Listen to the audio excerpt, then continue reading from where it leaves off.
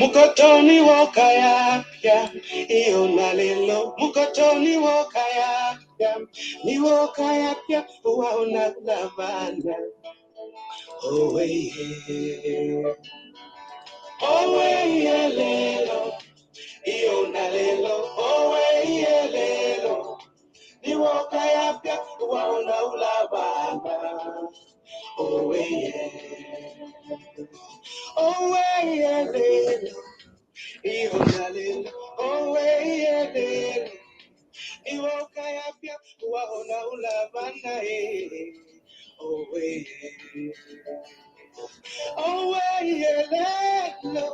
iyo nalelo lelo iwokaya pia waona ulavana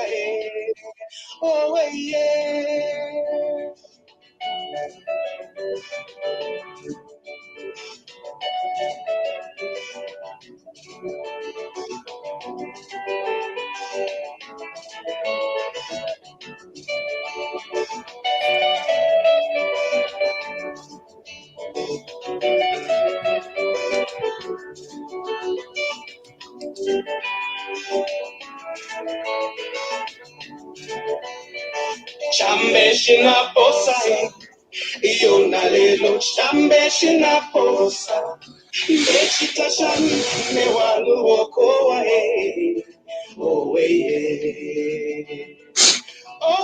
lelo iyo nalelo owe lelo Bechita shami me walu wokoa owe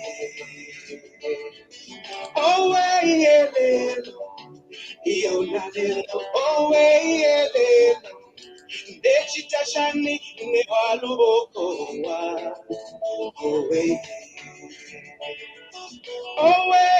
lelo iyo nalelo lelo Dechita shani ne waluboko wa Suntilo mwana iyo walelo suntilo mwana Mwana wandina suwa kumalonda Suntilo mwana iyo walelo suntilo mwana Mwana wandina suwa kumalonda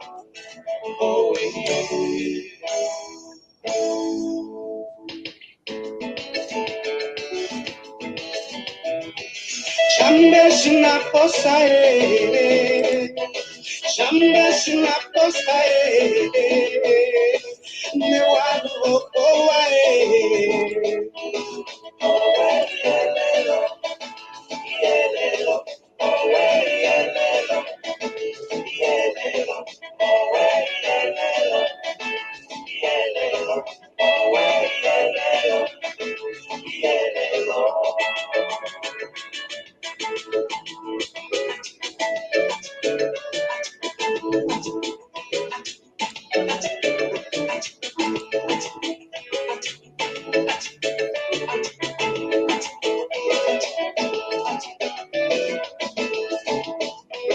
Suntilo mwana Suntilo mwana Masuma kumalona lelo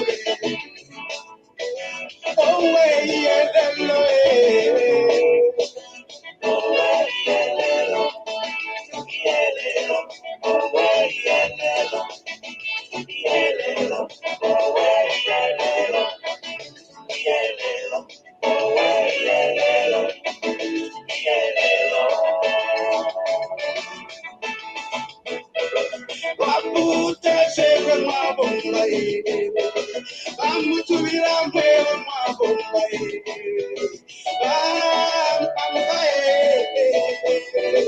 Masaka mwewa mabomba Alubi mwewa mabomba Amule mena mwewa mabomba Amule kuna mbiru kishtakwe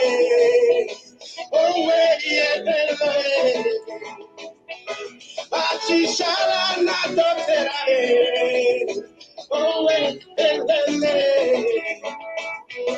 Bachila mena tote hari. Oh, yeah. Shambe shuna bosa. Some chiga mwana. Bachi sunkana tote hari. Batakana tote hari. Oh, yeah. Good evening, all our viewers, wherever you're watching us all over the world. Welcome to this special edition of TV Makwetu. My name is Patrick Chilufya, and I'm hosting from Sussex, United Kingdom. And that song is by one of our brothers, Zambian, Mr. Chasa Sichilima, and the title of the song is called Mukonto. Thank you so much, Mr. Chasa Sichilima, for allowing us to use your song. Um, Today, we've got a very important topic, and I would love you to start sharing this program, this show, and on all our platforms. Uh, the theme of the topic today is HH's, in brackets, UPND government's legacy about to be derailed. With me, I've got Mr. Nelson Bimbe, um, who is going to be discussing this theme or topic with me. Mr. Bimbe, welcome to the program. Can you please introduce yourself? Uh, Thank you very much, Mr. Chilufya, and I'm very happy and honored to be on your show tonight. And yeah, thank you to your viewers as well. Hope you enjoy listening and you'll be able to ask questions as well. Thank you.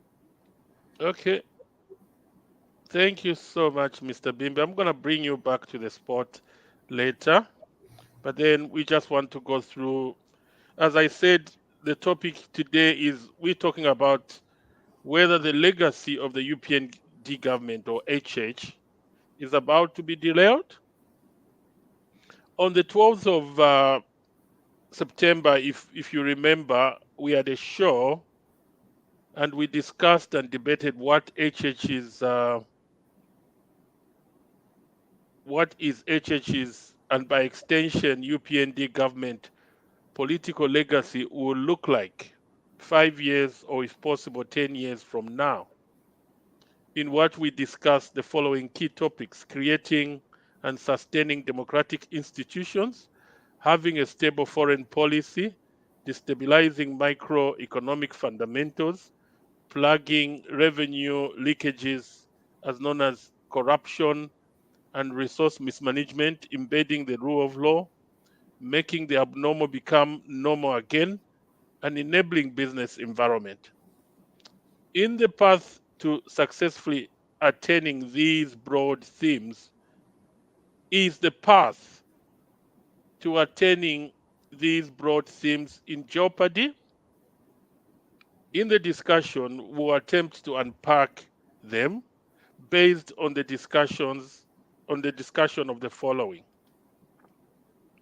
One, the president's recent comment of the bottom not pulling in the right direction.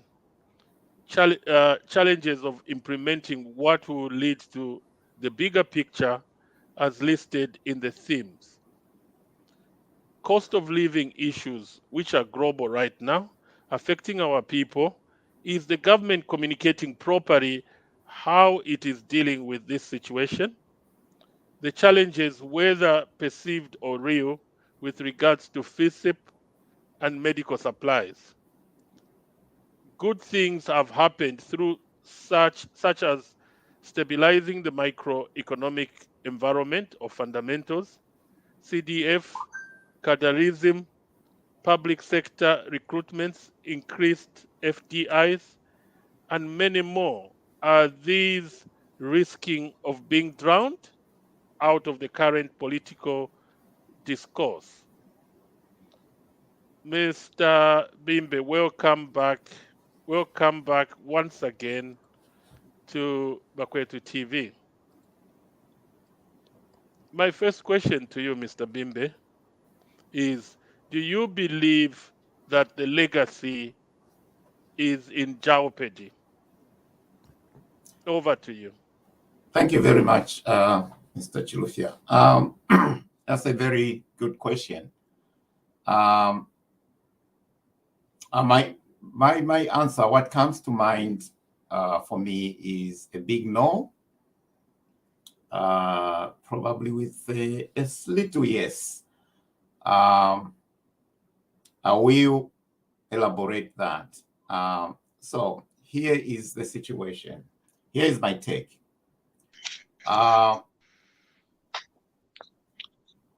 don't think that legacy is in jeopardy. Why? Because we have a steady president who doesn't listen to whatever is happening around. He's just focused on meeting those key thematic areas that we've looked at and which are clearly explained in the 8th National Development Plan. To discuss this, I can just give an example of, say, we look at a metaphor of a patient, right? If you have a patient, you have malaria, for example, you get malaria. You will not show the symptoms. Neither are you going to show whether you are ill or you're feeling bad.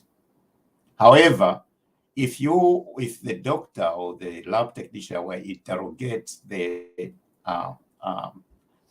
internals and look at the indicators, they might say, "Oh, by the way, I think you've got malaria." And if it's not treated, it's going to get worse, and then you get sick. And once you get sick, if you're lucky, you get the medication. The medication won't work right away. However, the doctors again will be able to be, carrying out tests to ascertain whether the malaria is going away until you feel better. So similarly, when we look at our country today,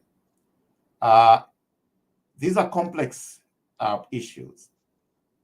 So if we look at where we are coming from, and I like Anthony's write-up, he's really explained where we are coming from. Zambia was a patient, all right? Now, if we were to look at the key performance indicators at that time, they were all going south. Although the economy was looking better, but they were going south. Had our friends won the elections, things were going to be worse. We will talk about that. Things were going to be worse. However, the medicine is now being applied. The patient is not yet better, which means people are not feeling it. However, if you look at the indicators, they are going north. So which means we are on the right track. So on that basis, I feel the country is in good hands. With due time, it will get better. Okay, thank you so much for that answer. But then we talked about the president worried that the top part, the top understands the bigger picture, and they know the direction they want the country to go, but it looks like the bottom does not understand. So is it the case of sabotage, or is it the case of the bottom doesn't understand the vision, or the bottom is not well trained, or is the bottom not qualified for what they're doing? because the reason why I'm asking, HH on the top might understand the bigger picture and where he wants to take the country, but if this bottom continues in the same trajectory, do you think this legacy might be derailed? Over to you. That's a very good question. It's quite loaded. I mean, let me put it in context. So in every political discourse or a political party systems, a political party has a manifesto, which is basically a pledge. This is what we are going to do. Once we are given a chance to govern. Once that political party is elected, forms government, then it's up to that political party to start translating those manifesto pledges into concrete policies that can be implemented. It could be also the case that whatever was in the manifesto, because you have to remember that in our kind of democracy, so we call democracy, compared to other developed democracies in the West, the opposition party has no information. They are never given anything what is going on in the government. Unlike, say, in the United Kingdom, the US, the opposition are always invited for certain things, and they are even given some intelligence briefing. So that is a normal kind of thing. So once they are government in waiting, at least their assertions or whatever they are trying to plan will be actually nearer to what is the reality within the system. In our kind of politics, where opposition and ruling party are treated as enemies, that is not a luxury. So usually manifestos are created from understanding certain things, but without really understanding the deeper picture. So this is where I say sometimes you get in, you find actually the situation is worse than it was. And then you're going to have problems or adjust those manifesto pledges. That's one other thing. The other piece is that once those are translated as a policy statement, it's that layer of government, which is the executive. Now, the executive is the elected government, which is the ministers and the lot, because those are the representative of the people. Those are the ones that are supposed to then formulate those policies and drive them down to be implemented by whoever is trying to implement. So that's probably the way it's supposed to be. It is rather sad that there are certain areas where I think from my observation, I feel some means that at that level probably are not able to distinguish between operational matters and policy matters. As a result, they end up going into operational matters, which actually stifles the civil service, which is supposed to be neutral and is supposed to be implementing what those policies are. Having said that, also, it is rather sad also to note that currently the opposition party is driving the narrative. The government has done very, very well and is doing very well, but those messages are not amplified. And also the departments or the ministries are not able, they are silent, so to speak. I mean, I don't know whether they do speak. They are not everywhere to speak. I understand there is a government chief spokesperson. Maybe they're relying on that, but then we have to go back in history and find that actually that role is irrelevant. It was just created at a particular time. I don't think it's really worth having. Why I say so is because that is she's the incumbent of that position, which is the Minister of Information. They're supposed to be driving policy on how broadcasting technology, information giving is happening. The players, what is going on, rather than trying to be throwing what the government is doing, because she runs a ministry at the moment. So she cannot be really cross-cutting to talk about agriculture and whatever. I get it that they are able to maybe announce what the cabinet has said, but I also believe that could come from somewhere else. So my view is we need to see more of these substantive office holders, that's the ministers, going out, being more proactive rather than reactive as it is right now, and give the people the information that they need. It will be also properly, maybe if each ministry has a dedicated spokesperson to kind of discuss these issues within those ministry or service delivery agencies of the government. So that way everything can be done. The other thing is also, I think there need to be a little bit more coordination on what is being discussed. Now, coming to the point, are they not knowing what they're doing, or are they out of their depth, or is sheer incompetence?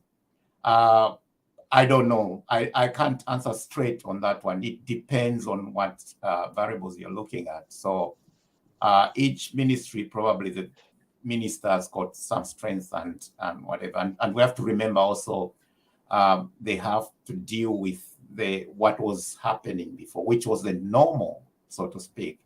So I would love going forward, I think ministers should come out more, stick to policy rather than operational matters, because they end up stepping on directors on PSs, and permanent secretaries are not able to publicly speak out because they are civil servants.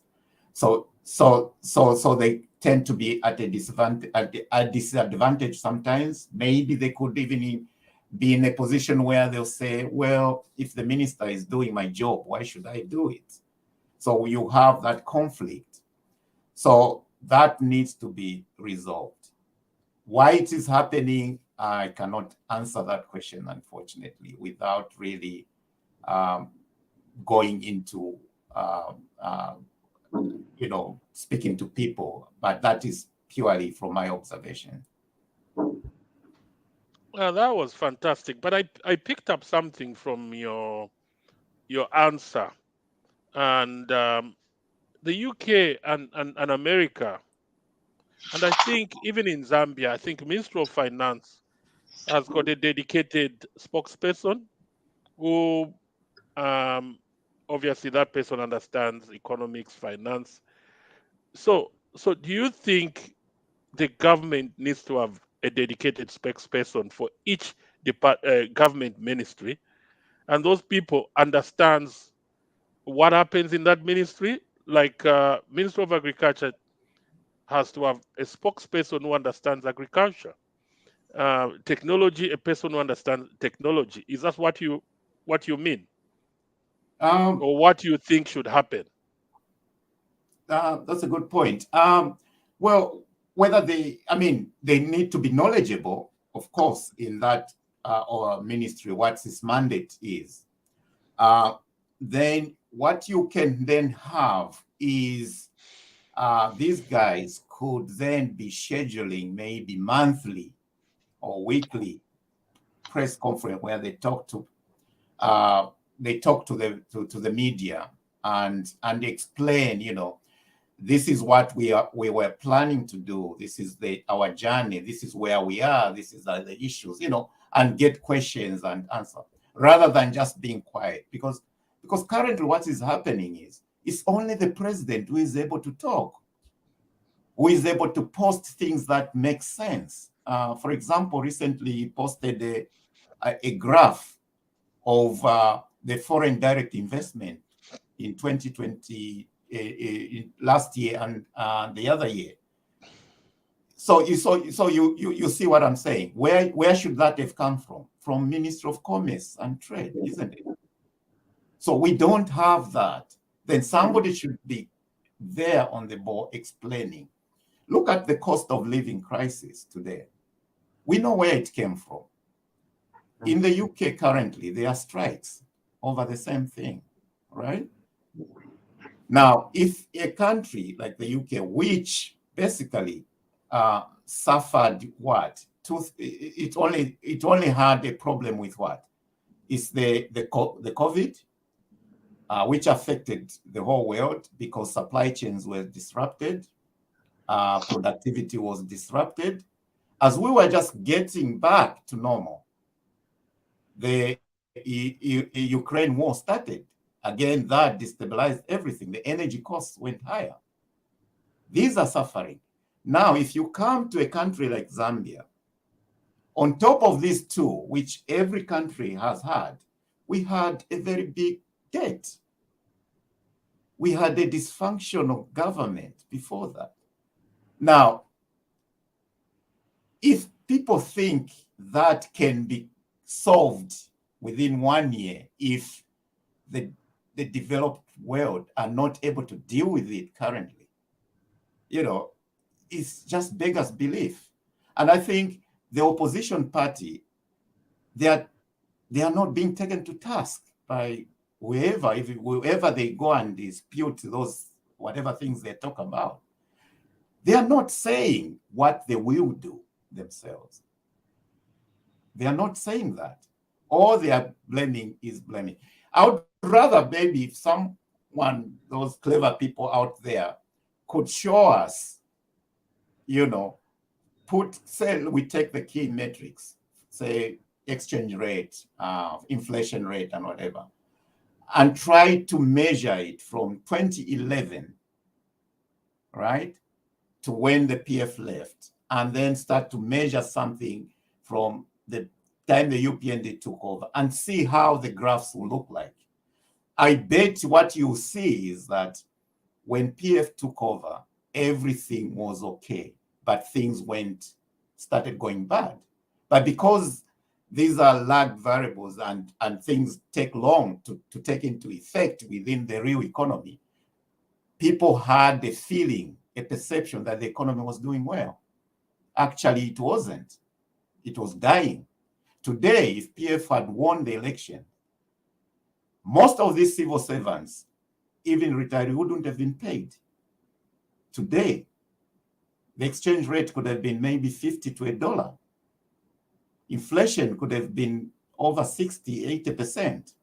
So that is where we are talking about. We have other political parties talking about where we need to be non-aligned.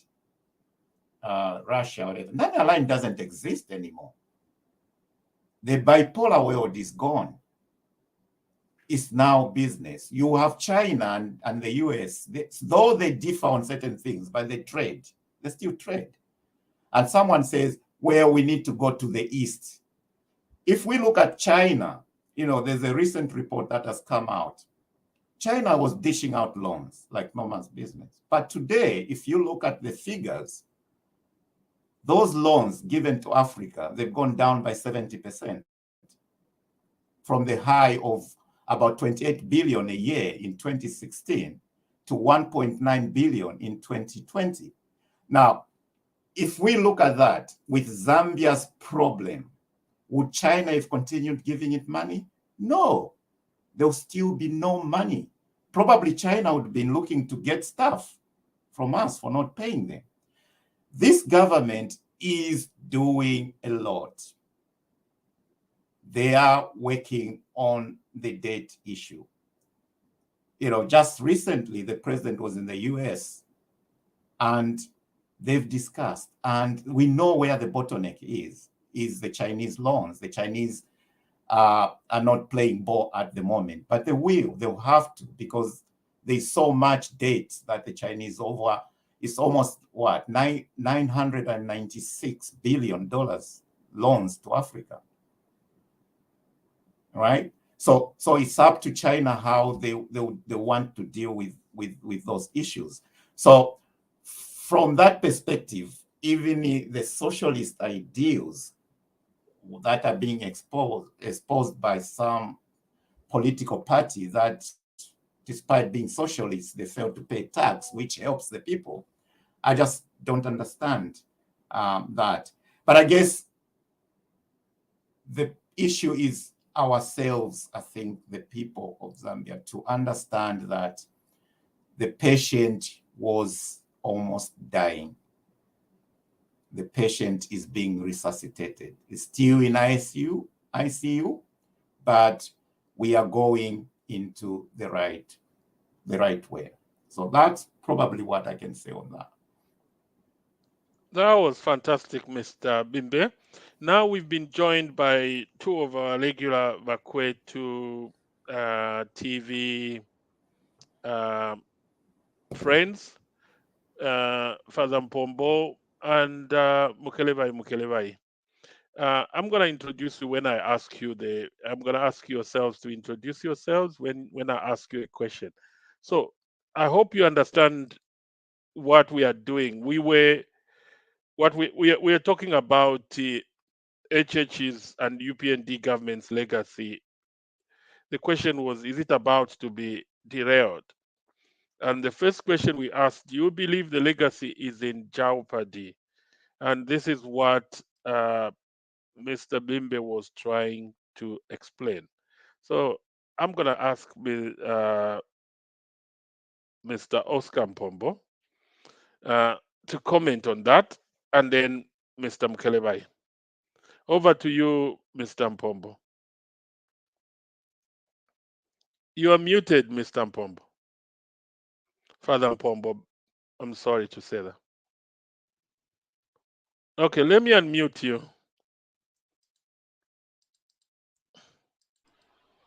Okay, over to you. Right. Thank you very much. Good evening. Good evening, everyone, and thank you very much for inviting me. Just a brief introduction of yourself. Yes, myself. I'm called Don Oscar. Don Oscar is just the same thing like Father Mpombo, but in Italy. I'm staying because my mission I do it in Italy, so they call me Don Oscar. Actually, Mr. Patrick, Don is the title, our title. So those people who call them Don, who call themselves Don, they just hijack the title. It's typical Latin. It's Latin, which indicates or a Catholic priest or somebody who is very, very, very respected. Then came now the so-called mafias, the Italian mafias. Now they took also that title. So it's a confusion. You would not discover who is who. But Don, actually in the Italian or in the Latin language, it implies a reverend. So thank you very much. I'm calling from Italy. Always proud and happy to be part of this panel and of course to interact with the Zambian people and all the people who are listening to us. The title, the program is quite interesting, and Mr. Patrick, you know, I come from the Copperbelt, and so I have information, a lot of information and complaints. I would tell our viewers the fact that we were here, I think on this panel, probably our gentleman who was the main speaker there probably was not there before, but three of us were there even before the last elections. So the people, I think there are people even in the Copperbelt who are following us and who keeps on asking us questions, and they ask me personally some questions. So of course, as I'm speaking now, some of my friends from Lusaka and Copperbelt especially, They are watching, and the question is very interesting.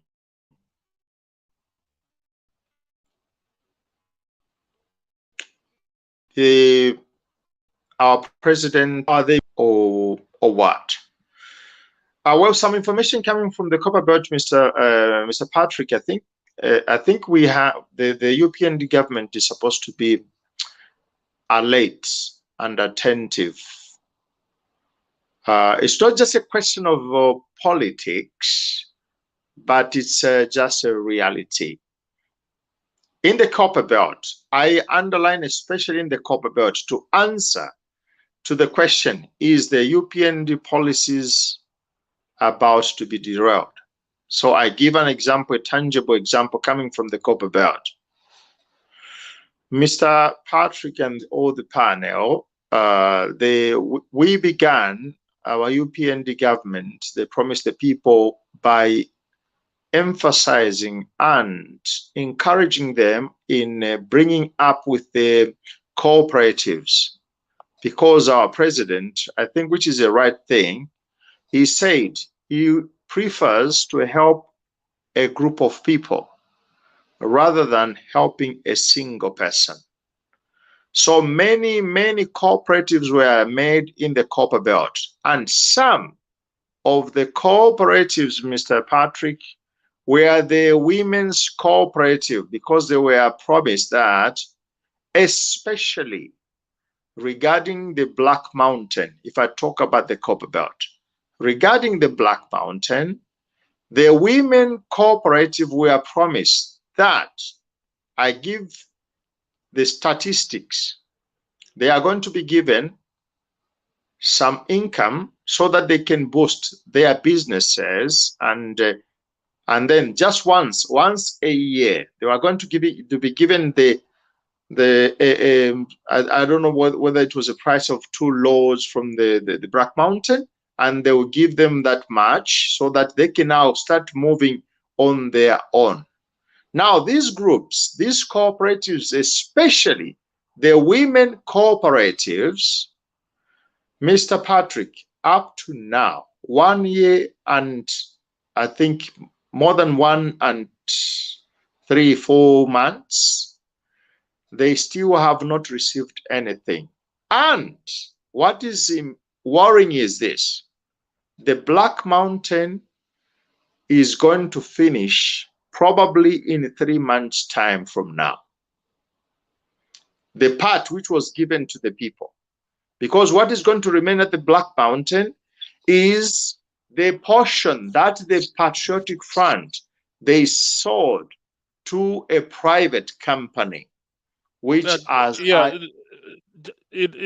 Father Pombo or Don Pombo, just to cut you short, if we go into details, we're going to spend the whole night here.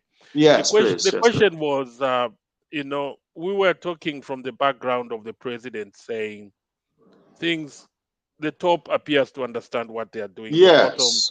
The bottom, so if we go into that, the question is, do you think this legacy is about to be derailed?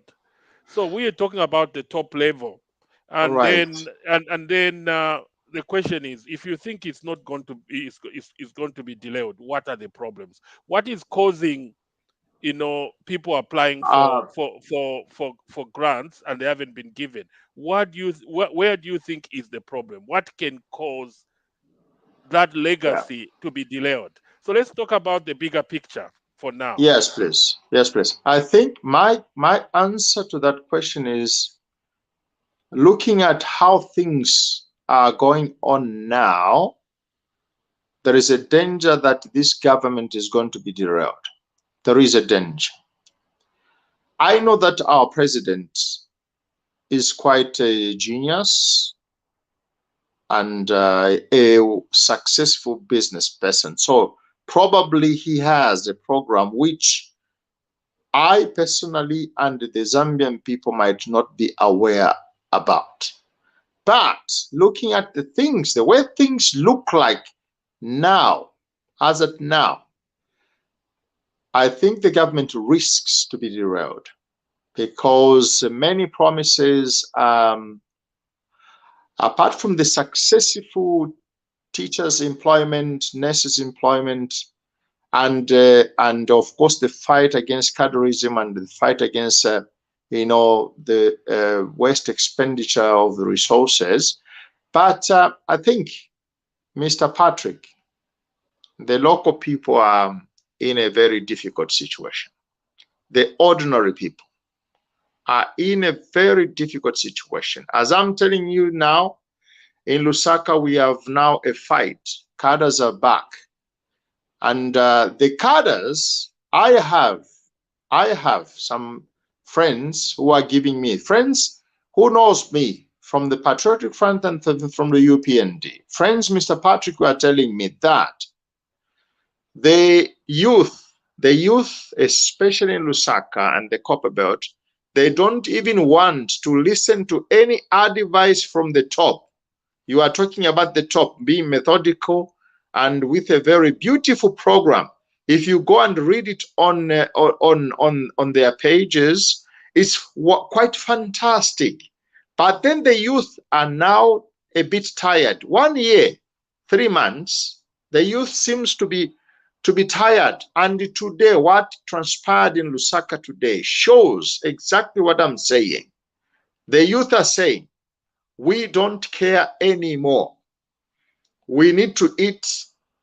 And President Hakainde Hichilema, with the people that he chose to be methodical in his government, they are comfortable, and the so-called foot soldiers and whatever they can be called, they are quite agitated. And so that's my danger. As at moment, my answer is there is a danger that the government might be derailed. Thank you. That was fantastic, Don Oscar Mpombo. Can you please mute yourself? Yes, Chris. Mukelevai, over to you. The same question. Let's move quickly. We've got so many questions. Good evening, everyone. Thank you for giving me this opportunity again. Good to see you. Kimanzi Bwanis Chawasahe Susabulozi Komulutwera Kafela. Mukelevai is my name, and I'm a Zambian. Whether I live far away from home, my heart is back home. My family is back home. And for now, what I see happening in Zambia is not something that I'm proud of, especially when I look at the people that made us to be in the situation that we are facing today. And they are trying to turn the tables, or they're trying to turn their fingers. You know, when you are pointing a finger at someone to say you are foolish, you are forgetting that these 3 other fingers, they are pointing right back at you. We have these politicians that are in Zambia today, the so-called opposition that we have in our country. They are praying day and night. We have never heard anybody from the opposition, apart from one day when Chishimba Kambwili, I'm going to just name them, when Chishimba Kambwili just came out open in the podium or on the platform, on the social media, thanking the president for having employed, which was an unprecedented issue that has ever happened in Zambia, for having employed those civil servants. And most of those civil servants that were employed, if you look at their age, they are not old people. They are youths. Most of them, they are youths. So I don't understand when I hear people busy talking or complaining, even go and start stoning or rioting, claiming that they are not being employed or the government is not listening. The government is not going to employ every Jim and Jack. The government has given us opportunity, is creating an environment, enabling environment for us, the youths, to start doing our businesses. or to involve ourselves in other creative activities. Unlike where we used to experience our youths standing in the queue, lining up for handouts. That is what this government is avoiding. And by so doing, what do you see? The people that are negating the efforts of this government, what are they saying? They are busy pointing a finger at the government that is cleaning the mess. The mess was just too immense. This government had no clue whatsoever that they were going to inherit such a huge and such a bad economy.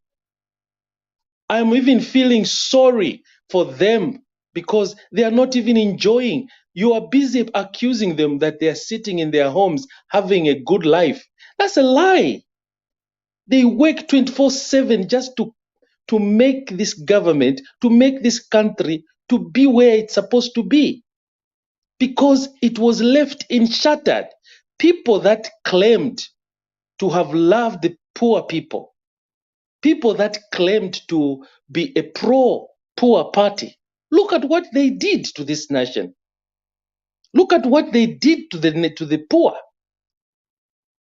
And today here we are pointing a finger. We want to blame the person that we brought into office ourselves. We are the Zambian that brought him, by the way. We trusted him. We still have hope because we know that the journey is not going to be easy. There will be so many turbulences. If Hakainde Ichilema and the group, they knew what they were inheriting, I think they would have run away. Some of them would have resigned. But little did they know. And then when they came into power, they saw. And these are the effects they told us. It's not going to be easy. We are going to feel the impact of this economic hardship. When PF was leaving the government, what did they leave behind? What legacy did they leave behind? Apart from bragging of stealing, that they steal for the future. And here we are today. Every Zambian I hear today, including the UPND, you are busy damaging the person that is cleaning your mess.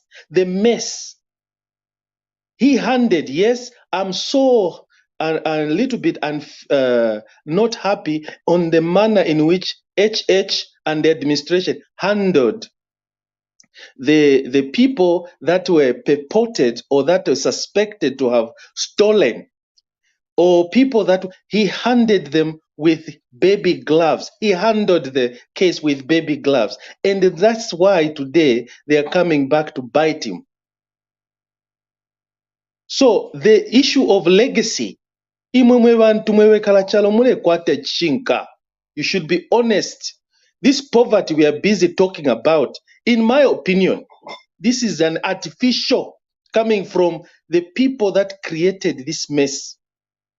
This is just an artificial, because we would have declared this nation a poverty-stricken area, a country. When I look at all the Zambians today, they have meals, 3 meals a day. What poverty are you talking about? In hospitals, there is medication because the government is trying. Of course, they cannot, they have inherited a huge liability. Yes, there will be issues where they will be lacking behind in certain things, but that is not this government that created this. And when we talk about that, you go out and say, you always point a finger at PF. PF did nothing but destroy this nation. And for you, the diaspora, especially remember diaspora who have the access to be on the media, we are the number one people pushing, not insinuating, but inciting and unruly behavior to the people so that the country can be ungovernable. Who is going to suffer at the end of the day. Our own brothers and sisters who are home. Imwe na mwikala ma diaspora muri area we know.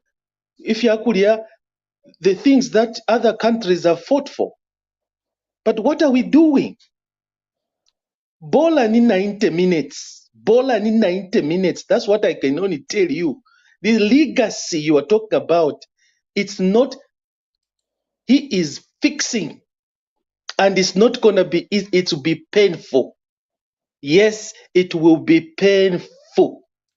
Because he is trying to resuscitate this economy that has been in the ICU for such a long time. At least now we can see hope. It is out of danger, but it is out of the ICU in intensive care. This economy now has now oxygen to breathe, but we are still not out of danger completely. And what we can only advise or pray to the judiciary, the prosecutors, the Anti-Corruption Commission to speed up these cases, because we have handled these guys with baby gloves, powerful. We cannot entertain this nonsense where everyone is now pointing at a finger of a person that is trying to clean Amafiabo. That's not okay. Be reasonable, Zambians. This is the president that is praised, not that we are praising him, because this is the president that has decided to put his monies aside, to put his millions aside, and hope to work for the Zambian people. He can even jump on a commercial plane to go to other countries when there's a luxurious jet which he could have afforded to buy himself. So if you tulela ndoktilati yo, there's crisis. This is just the work of the devil, especially the opposition by the name of PF, who are trying to run away from the cases that they committed. We know them, that they are good at diverting issues, creating unnecessary crisis in a country that they created themselves. We know that. So mwalanjere la komwebekala chalo ukumyebe fechinka, yes, amachushi oko yali muzambe na tuishiva, but these amachushi ukusonta akainde chiremana group ya wati eva leta amachushi aya nishtamwa kwate chinka mwebekala chalo finshi mutina kuli ba PF finshi mutina ukubeba kutirati lete nindalama mwa ibile finshi mutina ukubeba ati mwema ona ole chalo 10 years. This man has been in office for 15 months. Lelo mulefo kulanda ati tulefo ama dividends. Where? Which economy have you ever heard of that? No. Let's be serious, my fellow Zambians. Let's be honest. We are creating this crisis for ourselves. Allow this gentleman with his team to do the job. They can't, because they are stuck. They can't come out. They can't even take their families on holidays. They are stuck in the offices trying to clean all the mess. Imwe, you are busy insulting them. What kind of people are we? We are a Christian nation. We should be ashamed of ourselves. Let's allow this gentleman, let's give him time. We gave him the mandate of 5 years. Let's rate him after 5 years. Let's rate him. If he has not performed, let's kick him out. If he has performed, let's vote for him. The legacy still stands. Okay, Mr. Mkeleba, let's move on now. I think what I'm gonna do is I'm gonna continue with Mr. Bimbe, and then once all the questions are answered, then I'll give you time to comment. Thank you so much. Mr. Bimbe, let's move on. The next question now, from what we have seen so far, is the country on the right path to development? Over to you. Thank you very much, Wompombo. Thank you very much, Mr. Mkelebai, for your contributions. Very insightful. To the question, from what I've seen, yes, it is on the right track, and we just have to look at, I want to believe in data, in evidence. Yes, I mean, people, there are issues, but those are kind of anecdotal data that people are using, which borders on or emotional or whatever. But at the end of the day, the country is on the right track. I, for one, I would probably say for the new government, they shouldn't even think about diluting what they are doing just to win the next election. If it means being a one-term party, so be it. We need to stabilize. We need to move this patient out of ICU. And so far, things are going in the right direction. The only thing, as we've said all along, is just communicating what is going on. That's what. I would also just love to comment on what Reverend Impombo mentioned. While I sympathize with what is going on and the people in terms of what they were promised and what not being done and whatever those issues, I think we have to step back and start thinking. Look at these things really critically, because we've argued on this platform before. This idea of just you want money, just form a cooperative.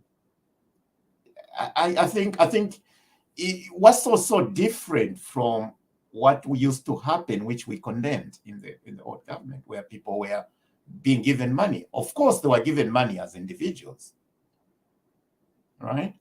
But now we are encouraging people to form cooperatives, and then with the hope of getting money. I think that's wrong. A cooperative is supposed to be a business. It has to start from there. What is the big? So if we look at what Mpombo mentioned, Black Mountain. So if we analyze probably those women, do they have the actual skills to even do what they want to do on the Black Mountain? Could there be a better way of helping those women? Because cooperative by the name is to me, it sounds like some village banking group where just come together, get the money and share it out. What solutions are they going to bring up? What problems are they going to solve other than problem themselves of buying minimum? But that is not sustainable at the end of the day. So I think it would be unfair to blame the government on this kind of score without really understanding where it's coming from. And I suspect there are rules as well, maybe processes and criteria on how a cooperative should be formed, what it will look like, and how to access that money that they are supposed to access. It's not just a question of just creating a cooperative. It's just like in business. There could be so many businesses, they all go to the bank, and they can go to the bank and look for money, but the bank will just give one. Why? Because they've got a much solid business case with projected income and sustainability within their plans. So I think to start talking on this, I know it's important. People are suffering, yes, but this is taxpayers' money. We can't be emotional about it and just be giving money just because we want to be seen to be giving money without necessarily looking at this group we are giving money. Are they going to be there next year, 10 years from now? So that would be my view on that one. Why I agree, yes, but I want to believe that there are criteria, there are procedures that entitle someone to get that money. And I think we've also talked here, some of this money empowerment. I think it's high time probably the government stops directly giving these funds to these groups or individuals or businesses. Try to channel this through banks and then guaranteeing those loans through the banks, because the banks, they know how to assess credit risk and business cases, not the government. The government, of course they are there, they've got the money, but then they don't have those kind of facilities or capabilities to do that. So that way, then things will become much more transparent in the way things are done. That is my probably comment on what Reverend Impombo said. So that was fantastic. But from your answer, I picked up something. What you're saying is what you're saying is the money that is given to the cooperatives, the money that is that comes from the government. What you're saying is you would rather have the private sector involved, and then the government guarantees, whoever gets the money. Is that what you mean? Yes, Instead of the government being involved, it's the private sector that is involved. Say, for instance, banks, and then the bank guarantees. That's what they do in the UK. Is that what you want in Zambia that's to be exactly done? what I'm saying, because we know capital costs money, and the way money costs money is through interest rates, right? So if the interest rate on a normal loan in Zambia, you qualify is 20%, the government could basically probably provide that same money at maybe 10% or 5%. But that money should be, disembodied and assessed through the banks, because the banks, they've got the capacity and the capability to do credit assessment, risk assessment, and even collection mechanisms of that money once it's given. So the government can just say, here's the money, you take the money, but at this cost to you. Then we don't need to start creating other structures within. For example, Ministry of Youth, they are giving out so many of these empowerment. But I guess if you look at who the beneficiary are, probably some of them wouldn't qualify if they were going to go through strictly business sense. Because at the end of the day, these cooperatives needs to solve people's problems, i.e., the community needs to benefit from that. But at the same time, they will get some money for them also to live on. Then it becomes sustainable. They will be able to service that loan. But what is happening is people are forming these so-called cooperatives for the sole purpose of getting that money, share it out, and forget about it. That's what is going on. And this is the mentality that has been going on in the previous government. And I think a lot of people want to go back to that. So we need to change the way we think about these things. That's fantastic.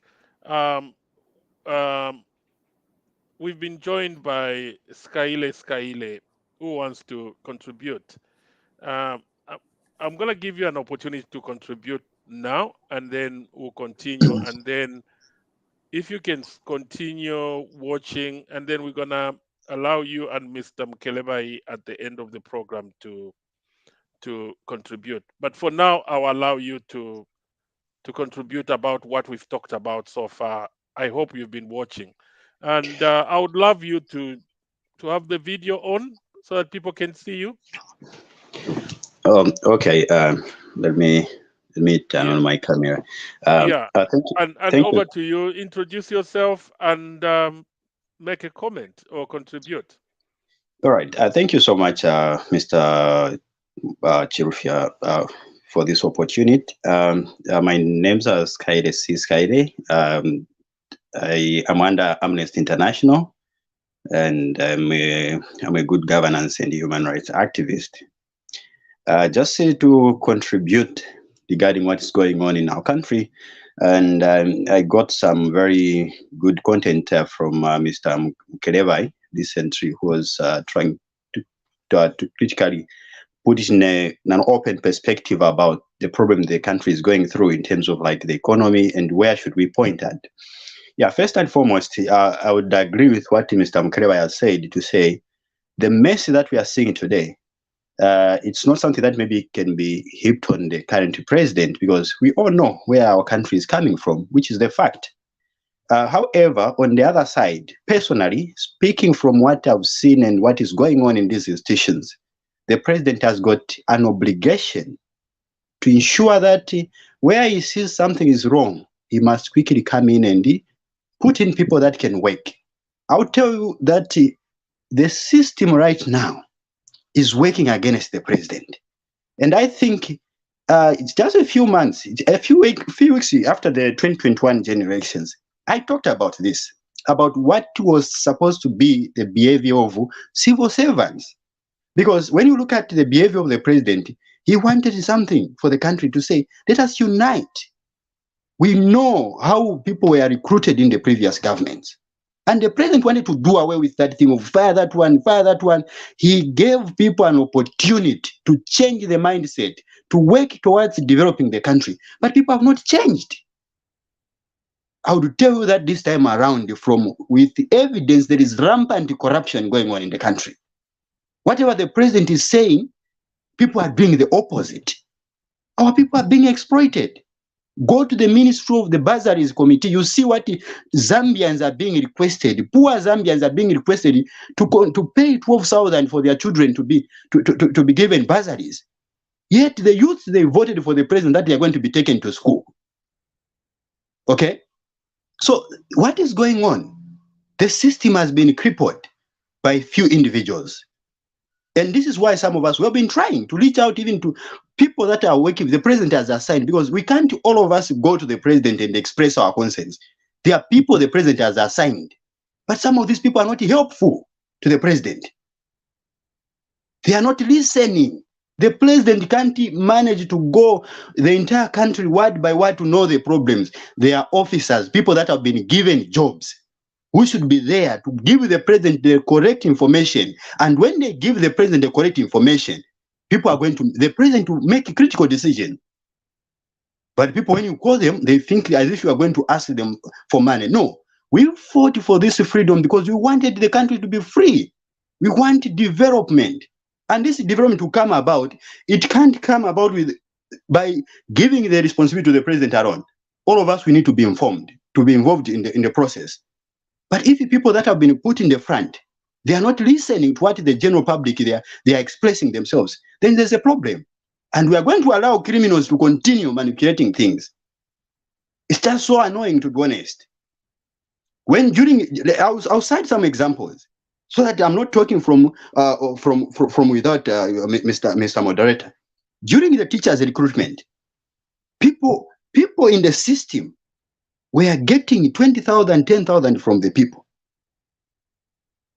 I got that information. I submitted to relevant authorities. There was no action.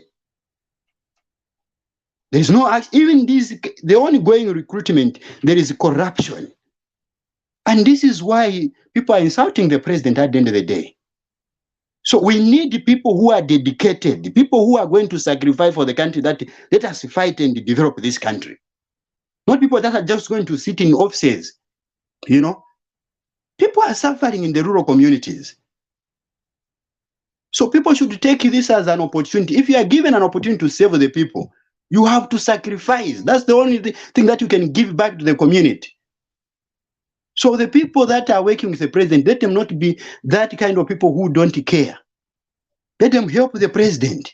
That's why the president gave them opportunities to save the Zambian people.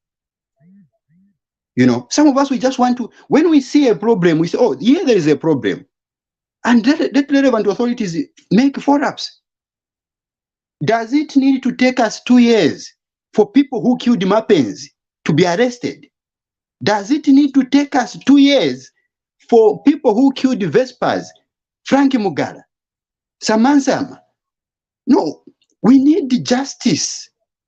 These are some of the things that are going to give the Zambian people confidence about the current leadership. But if these are issues, they are just going to be looked at just like that. Honestly speaking, people will lose confidence. I'm sure this platform, I've been monitoring, I've been watching this platform. These are some of the critical issues that we had talked about on this platform as we are preparing for the elections. And I'm sure that Zambians were upset and they had to make critical decisions when we went to vote. Because the people are not happy about how citizens were killed. Up to now, we don't know what is going on with the gassing issue. Every time we are going to hear a constructive and a roadmap to the development of the country is when the president speaks. What about other people? So I think that's what I can say. They have so much to say, but honestly speaking, these are critical issues, person that I'm raising serious concerns. The people that have been given opportunity, Mr. Moderator, let them do the job. This is not the time for luxury. And we are calling them, we just want to help them, to say there's an issue there. In case maybe they have not seen it. We're not there to ask money from them. Let them talk to the young people, the youth, the old women. They are the spokesperson for the president. But if they are running away from those people, the president will not know the problems of the communities. Look at the agriculture sector. It's like criminals are invading the systems. And some farmers are suffering. The UPND government came in power under a serious campaign of the agriculture sector. But we must be very realistic. What is happening is not good. So we need people to help the president to achieve this dream of a better Zambia. Thank you. Thank you so much, Mr. Skaile. You know, the reason why we bring such topics on this platform is for people like you, Mukelebai, Mr. Bimbe, to discuss these important issues. And this issue of legacy, you know, our question was, can it be derailed? From what you're explaining, it looks like the system is not working for the president. It's like there's sabotage there. And Mr. Skaile, before you go, I've got a question for you, a follow-up Yes, question. please. Yes, please. So do you think if the system is not cleaned up,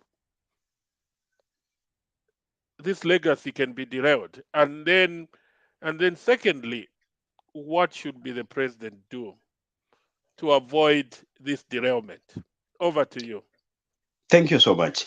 Yeah, what I can say, you know, for every government, if you have to look at, when you read about the issue of the Asian tigers, like South Korea, after the colonial issues or the civil war that they went through, one of the things that helped them to escape the middle income into the higher income, you know, it was the system that the new government created. So the president should not be shy to create his own system. He's a businessman. He knows what a business needs for it to be sustainable, for it to deliver quality results. You need people that are capable to do the job. Now, no matter how good, no matter how brilliant the president is, with a compromised system, my brother, there is nothing that can be attained. Development is a collective responsibility that includes our people, especially the civil service, plays a very vital role. Now, we have a situation whereby a teacher is seated in office, is insulting the president. How do you expect such a teacher to deliver quality education? This is what is going on in the office. So the president should come up with a way on how he can get facts on the ground. I'm sure when he gets facts like he said recently, told the country that the system is working against his directive, he will be able to make very informed decisions for the benefit of the country. Look at the CDF. Very brilliant ideas that are sustainable to the well-being, and especially in terms of how we are going to distribute natural resources across the country. I like the idea. That was something that would give every Zambian an opportunity to have a share of what we have as natural resources. But if the system is not effective, it's nothing. Today, if you are to do investigations, you are going to find that the rich people are the ones who are getting these contracts in the constituencies. The money is going back to the rich people when the ideas of the president is to help the poor people. You have seen. Tell me, like when the president announced about when we saw earlier last year, we saw the government came up with the policies about citizen economic empowerment. We got so excited, some of us, to say we are going to help the government deliver something, create job opportunities. But today it has taken from January to this December. Citizen Economic Empowerment Commission is still not assessing our applications. How can you develop as a country? Work culture is very pathetic. We want civil servants, when they go there, they are going to work to deliver results, not just to show up because, I was in the office, then they go back. We will not develop. So the president needs to come up with a system that will match his vision, and you'll never go wrong. Thank you. That was a fantastic point, especially the last one. In essence, you're saying in order to avoid this legacy to be derailed, we need to have an efficient and effective civil service. That was a very important point. So we've got now 5 people, co-guests who are here. Continue watching. Once we finish the questions with the main guest, we're going to give you an opportunity to contribute. Thank you so Thank much, you. Mr. Skyle. Mr. Mukeleba, continue watching. We're going to give you.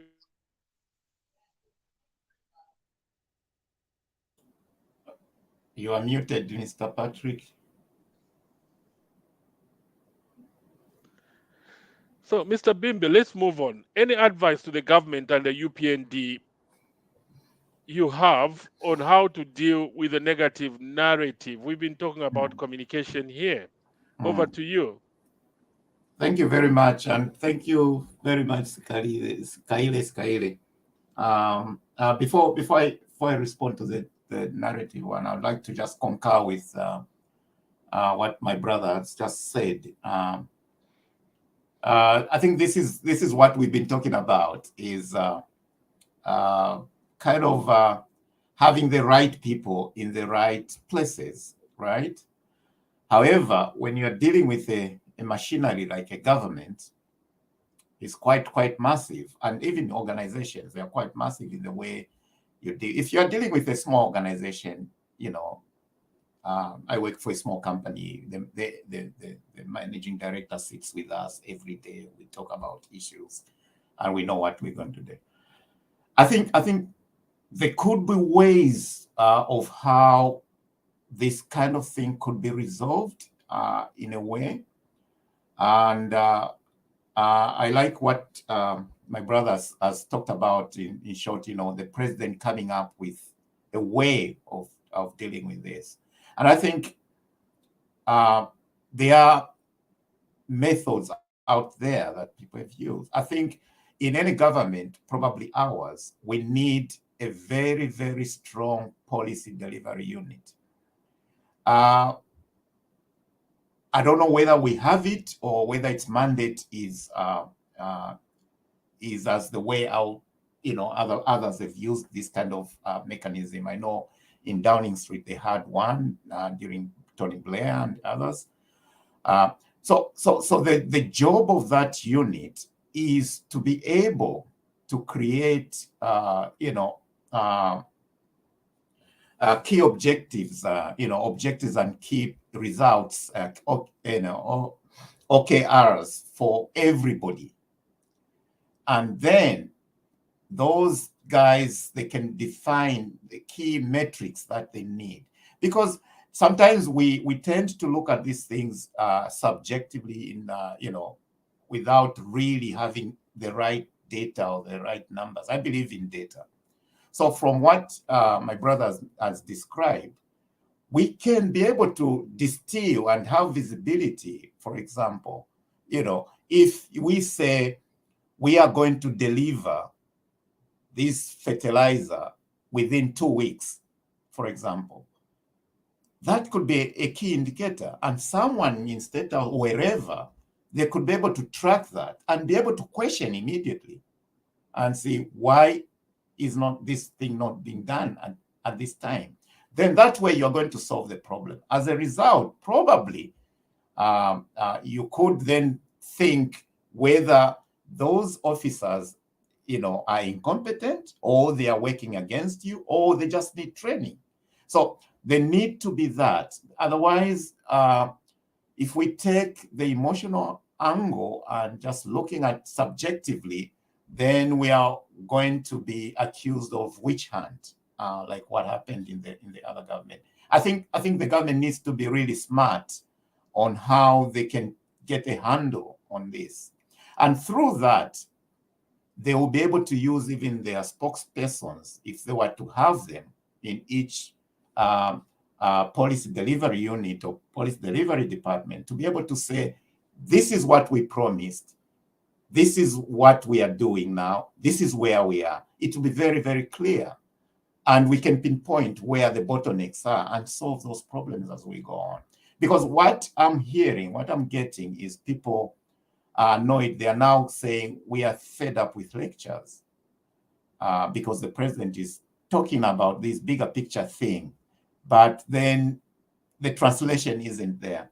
The other thing you touched on is also communication, which we've always talked about. And that brings me to this on, the narrative that is being provided by the opposition. It seems to me our government is always on the back foot, countering whatever is going on. I looked at I tend to look around on this, what is going on in Zambia. There were two issues that I saw. One was over a tweet from, a junior member of the House of Representatives in the US, where I think 3-4 opposition parties talked about that issue. And still, I think brother member is still going on about this whole thing. And then there is another one is the jet bit. The jet one is also being misconstrued. People are running away from the problem. It's like, yes, it costs so much money, but there is the ongoing maintenance, which is really going to be high. There isn't no money.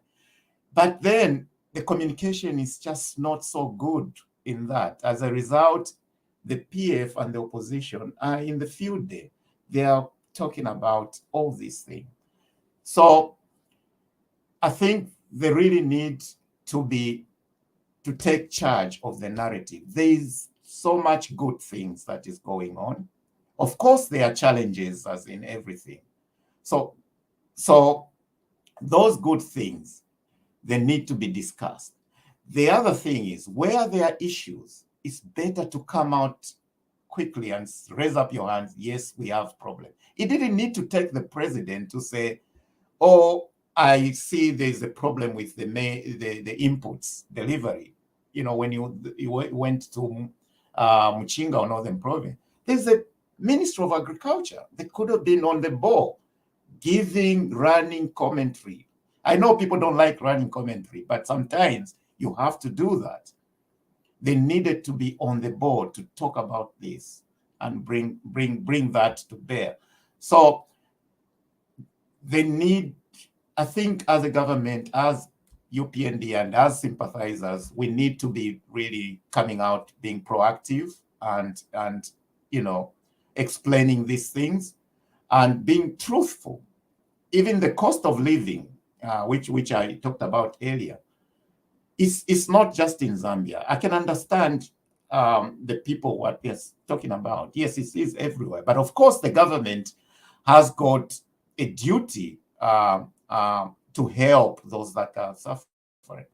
But again, when you look at what sort of help the government can give, it's very, very hard in a country like Zambia where systems are broken down, because some of this help has to be targeted, which are, subsidies that are targeted. There isn't enough information to define or to create those kind of subsidies that can be targeted. Probably one example could be, you could, of course, they are doing it with the social cash transfer. That's a targeting mechanism. That's a subsidy. That's money they are targeting. They could use that. But for businesses, for example, or even for workers that are suffering, the only way they could probably do that would be for workers would be maybe to change the tax code in a way that people have more money for this period to cushion off the cost of living. And for those that are in the informal sector, work with derailed to waiver some of the taxes that they are paying. That's the only way you could do that. This idea of just having complete blanket subsidy, for example, on fuel, who benefits? It's the same rich people. So they ought to be kind of a smarter way of looking at these things in a better way. So my age is probably we sympathizers, UPND members who really are rooting for this government is to really come out and tell the truth, tell the facts. That's all I can say on that. I think you that was fantastic, because the UK is going through some serious troubles because inflation has been the highest for over 20 years, and obviously the problem is because of firstly COVID, and then the war in Ukraine, and there are strikes all over. But the way they communicating, I think yesterday on BBC, because I've been supporting nurses to go on strike because we want a bigger salary increment because inflation has been so high. But the way somebody from the exchequer explained, the spokesperson for the exchequer explained yesterday why the government cannot give 19% increments, and it was so fantastic because this guy was talking about the bigger picture, was saying, yes, inflation is very high now, but this has been caused by this, and going forward, inflation is going to reduce. So if we give more money to the people, we're going to create a lot of inflation, and then the government objectives or goals are going to be delayed, and then we won't have the growth that we expect to have in the next 5-10 years. Don't you think that's the approach the government needs to take? Our government in Zambia, and also having a dedicated spokesperson, because this guy was a dedicated spokesperson for the Ministry of Finance, which is called the Exchequer. Over to you, Mr. Bimbe. Thank you very much, Patrick. That's correct. I mean, they've got all dedicated. If you go on the government website, you find all this kind of information, even for people that are needing help, because they've got systems in place. If you want help on how to pay your gas bill, and there is that information, because everything is linked. If you pay tax, your information is there. They know how much you earn. They know how much you have. They can deal with you and help you. So that is there. But the key thing that Mr. Chief is talking about, I think, is communication, which we all agree needs really to improve. I like what Anthony Walia gave out. I read his statement. It was good. I wish we could have more of those kind of stuff. Just be truthful. If it's not gonna, it's gonna be painful, as Mr. Mkleva said. It's not going to be easy. Just say it. We cannot pretend that things are going to be easy. No, everywhere things are tough. But we need to give the hope. We need to say, after this, even when we talk about inflation today, the war in Ukraine has affected energy prices, that affected fertilizers, grain, so which means bread and cooking oil, which is sunflower. But as things are changing, the supply chains are being reconfigured, that inflation is still going to go down. We won't have any more of that problem. So it's going to happen very soon, and things might get better. For Zambia's sake, there is the bigger, elephant in the room, the debt. So far, they're still talking. But once that is, resolved, then a lot of things are going to start opening up. We've got the issue of KCM and the other Mopani on the Copperbelt. The problems there were caused by the previous government. This new government, surely, these are legal matters. You can't just solve things just like that. So there ought to be a process. But I believe that is what is required. This just explanation, why are the inputs going late? Why is it? Why is there no medicine in this particular hospital? Just explain rather than going, well, we know the PF did whatever. Yes, they did that. That is a given. However, we need also to say, yes, we have a problem here. We have a bottleneck. However, this is what we are doing, and these are, but not just saying this is what we're doing. We need to show the evidence as well. So we just need to up our game in that.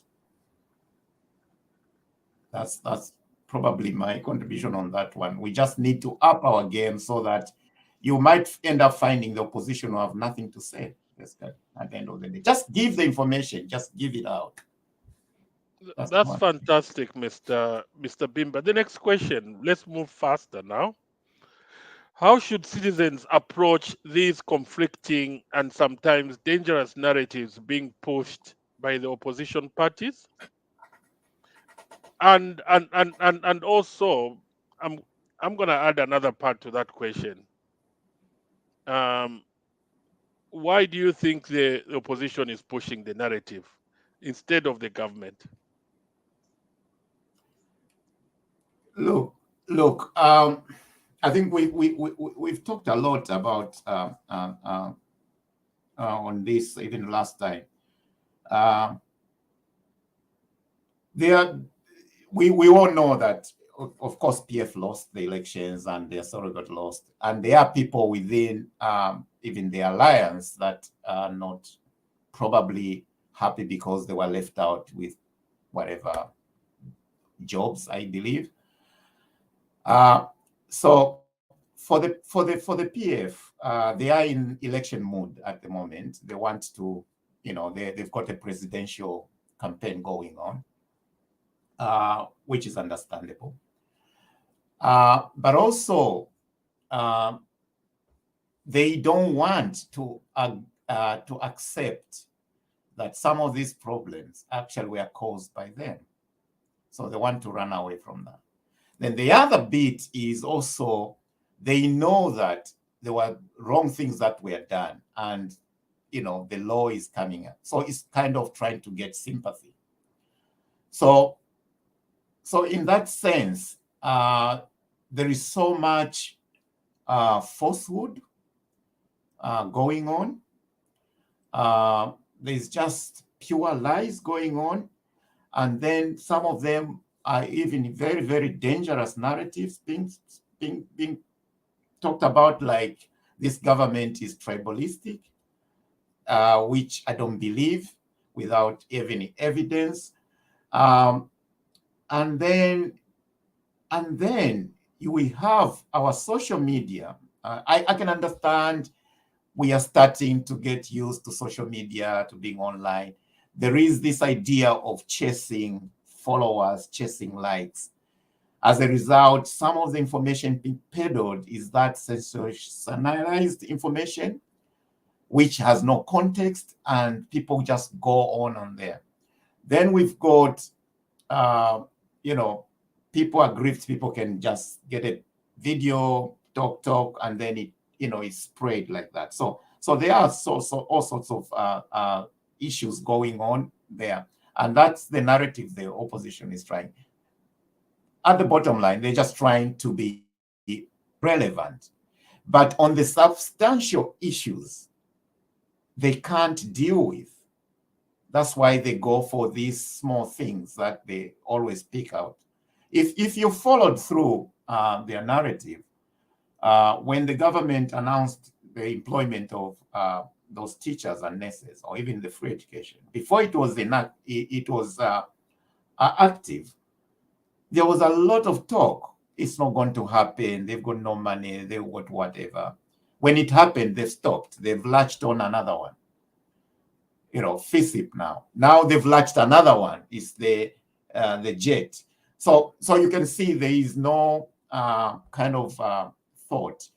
But what that is also doing is actually making people think things are really, really bad in the country. Because that's what that narrative is going. As long as it's coming from the opposition and the government is not able, or the UPND party is not able to show their own successes, and even failures, where they've failed, because we're all human, and be able to say, this is the reason why we failed with this one, but however, this is how we're going. They've got a 5-year mandate. So that's where it should be. And also our citizens, again, our citizens needs to be, I don't know, I don't want to use the other ways, like what other people have used, and we don't read or whatever. I think we just need to be aware of what is going on in the world around us, and be able to use information, more critically. You don't get information from one source. You have to verify whether that information. So we just need, probably digital literacy is important for our people to understand. That's one other thing. And then our journalists, they really need to start being in depth. Even Daily Mail today, you can't believe the articles they produce. You would think they've been written for them by some government official. There's no thought, there's no analysis, there's nothing in them. So what happens that in that vacuum? Government, the party is not providing the information. The journalists, they like entertainment, gossip, not serious stuff. If they talk serious stuff, it's just simple politicking. What shoes the president wear, those kind of things. So you have a vacuum, and that vacuum is being filled by these guys that have got so much time on their hands. And besides, you have to remember, they still got the money. So they can pay a lot of people on Facebook there to create accounts and just, send those things around. So that's what I can say. So the bottom line is just, there needs to be an improvement in the way the government communicates what it's doing. That's fantastic, Mr. Bimbe. Let's move on to the last question before we can bring in our other guests. From what you've seen, what advice would you give to the opposition parties? Over to you, Mr. Bimbe. I think my advice to the opposition party is basically, I think for now, they can be enjoying this limelight of just throwing small punches here and there. But that is actually depriving them of having a very coherent program of government. Because remember, the opposition is a government in waiting. So when time comes for elections, the situation might change, and they will have no information to give to the electorate because they haven't figured out how to do it. If I were a PF today, I would probably have spent this 1 year, 2 years, apologizing and going back and saying things that were done wrong. So that by the time it comes to election time, probably then you start putting your program in place. But at the moment, they are still in denial. So we need a vibrant opposition for our democracy to grow. Otherwise, we create a dictatorship. So I would urge them to just change the way they provide the so-called checks and balances by being factual, being truthful, telling people what they will do. And especially for PF, they should tell people if they were in government with this prevailing condition, what would they have done? It's just wrong to say, well, we borrowed money, we paid for infrastructure, but what would have been done to pay it back? Those are the things that they should be talking about, not these, non-aligned movement. We have gone to whatever, we are luckies, the president is a lucky to the West. Really, it's not helpful. It's not helpful for them, actually. In the long term, they might be thinking they are winning right now, but I think, as we've said already, the global economy might change. It may turn very soon. You never know, and then they'll be left behind. That's my advice to them. That's fantastic. Before I can bring in our three guests who are in the background, I've looked there. There are no questions from the viewers, but there is a comment from one of our comrades, Roy Movola, and I'm gonna. It's long, so it's in two parts. So I'll bring the first part, and then the second part, and then you can comment on it. Can you see the comment there? It is not clear to me why the Minister of Information by default becomes the chief government spokesperson. The two roles have quite different purposes. Then the second part, one needs someone adept at policy formulation and understanding the social and technological issues around information and broadcasting. The other requires someone who is eloquent and likes the limelight. The two roles should be separated.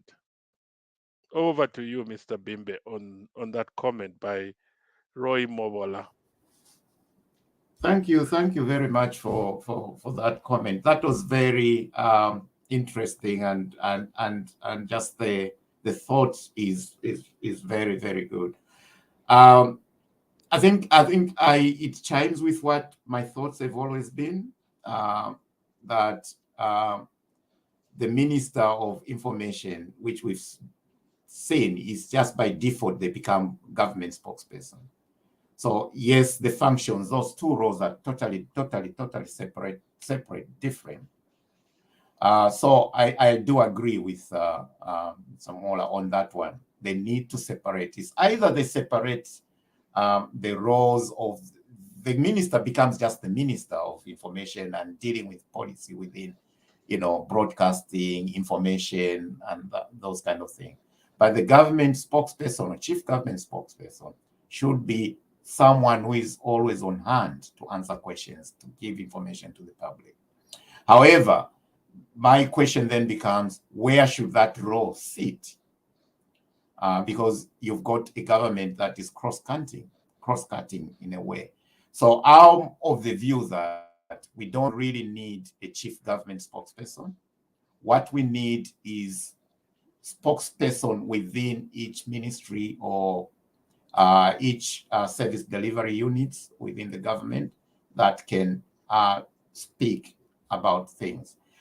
You could maybe create one at cabinet office, but then it will be just too much, because at that level, then it will become a little bit of more propaganda than actual substance, because a person who is there cannot discuss things in defense, in agriculture.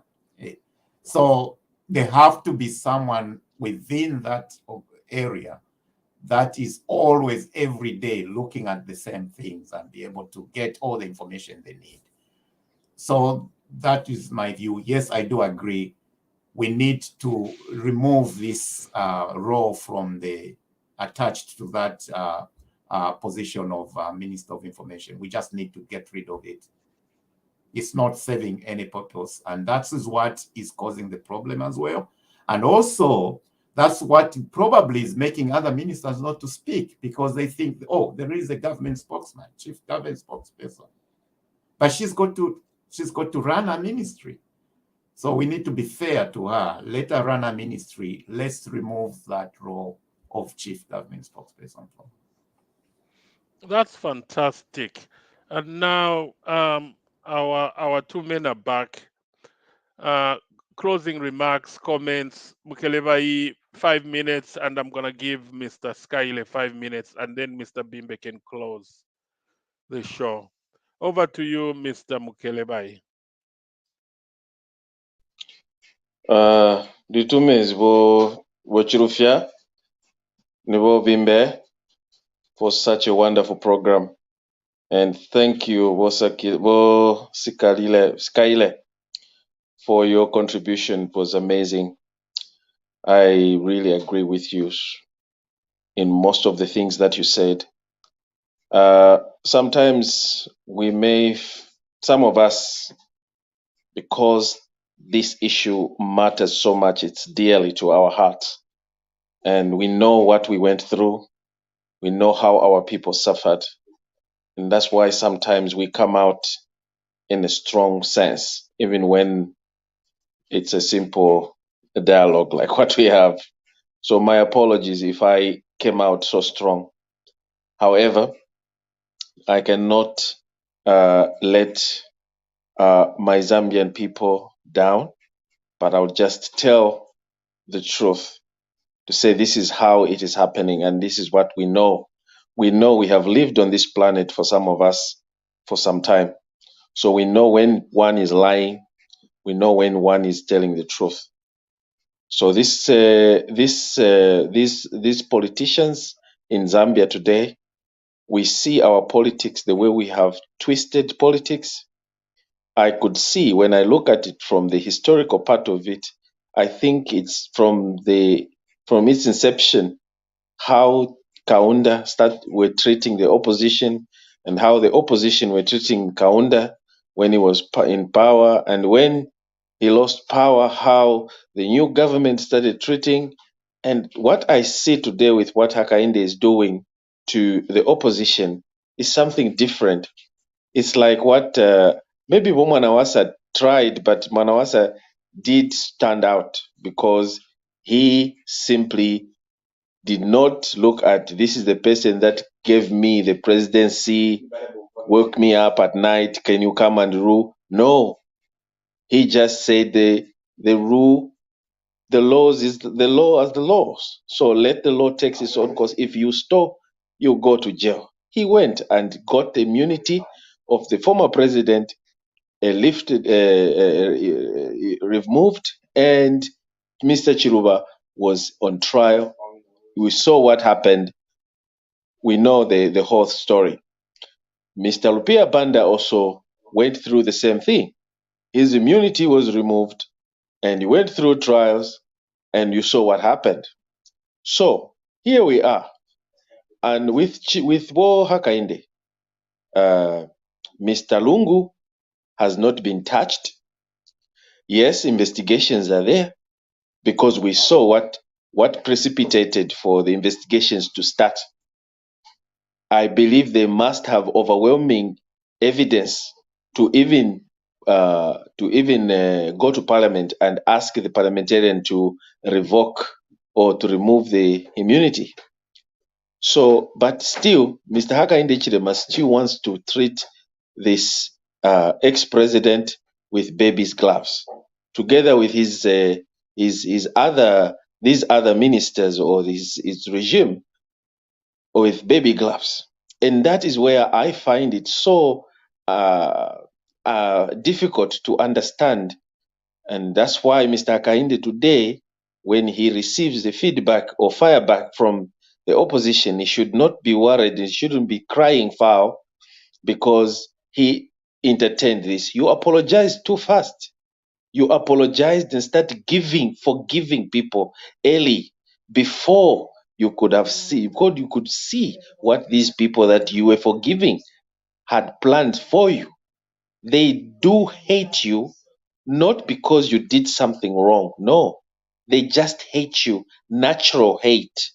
You saw from the way they have decampaigned you, the way they demonized you until the time you won, because the Zambian people saw through them and you were voted into power. And now you want to give them, you want to treat them with those baby gloves. And that's why those baby gloves you treated them on, they are now getting back to you. That's why their propaganda is actually getting into people's mind. Zambians are buying it. Most of the Zambians, they are buying their lies because we know that these are lies. These are, you know that the previous regime was a pathological group of liars. They capitalized on lies and they came out to be number one liars. We can tell from the former vice president of UPND. You know what he did. We saw everything. We can see from the lie precipitated by these social media presidents. Why? Because they want to tarnish you, so want to point a finger at you to say, this is what we told you, Zambian. This man has nothing, has no program. Yet, we know you have a good heart for the Zambian people and you mean well. So, get rid of people that are not performing. Give people jobs. People like Bimbe, people like Chilufya, people like Sikarile, who are very intellectual, can do much better. You can hear from the way they're talking. Even myself, I can do much. I go around and take care of those chaps who are busy trying to attack you. Because it is so annoying to see you sitting there, allowing people to smash you with all kind of information. Please, and show us, like they put it, show us the results. Show us what you are doing. What is it that you are doing? How far have you reached? I was happy to see you that you were telling the judiciary on how to speed their cases and how to put up their credentials with their cases and come up with good judgments, whether acquittals or arrest or sentences. Please, this is what we need. We want to see result because Zambian people are running out of patience. You can imagine 15 months in office, they want you to solve the problems that were created for the past 10 years. They want you to resolve all those problems within 1 year. That goes to show the people that people can change, including your people in the UPND. So, what President, please, together with your ministers, especially our ministers, the time for being in an office, I know you are doing much, but please go out to the people and explain. You are doing a tremendous job, we know, but help the ministers that are not performing well, help them. The Minister of Information, she's overwhelmed. She cannot challenge all the propaganda on social media. She needs every UPND, every well-meaning Zambian that knows the truth to stand up and speak. Let's demonize these people who destroyed our country and let's bring them to justice. If they continue, please, you know your role. We are not telling you to be violent because they can actually light this country on fire if we continue letting them to propagate the lies after lies. You will be sorry. You don't want to be a refugee in your own country. You don't want that.